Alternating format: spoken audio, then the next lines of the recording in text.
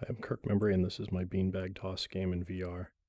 When the game starts, we've got the game play field with a cornhole board out pretty far from us. I have an NPC standing here. He serves up the beanbags. We've got a distance to the board, near and far, start game, and we can change to the different scenery. So if I click on the second bottle, I'm now on the lava field. And if I click to the yellow bottle, I'm on the third gameplay, and we're just in this weird Tron-style room. Bring it back to the first board, so we're back out in the field again.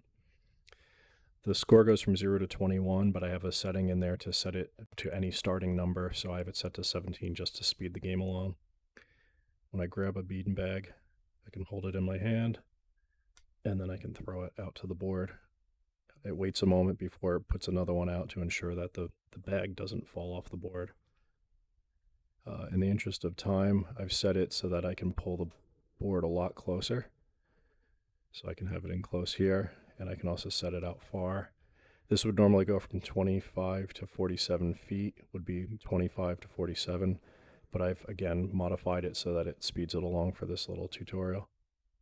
So I'll bring the board in close. I'll grab one of the bean bags and I'll drop it on. And as you see, it fell through. We got 21 points, and we have a "You Win" sign up in front. I can then highlight the start game, and this will reset the game.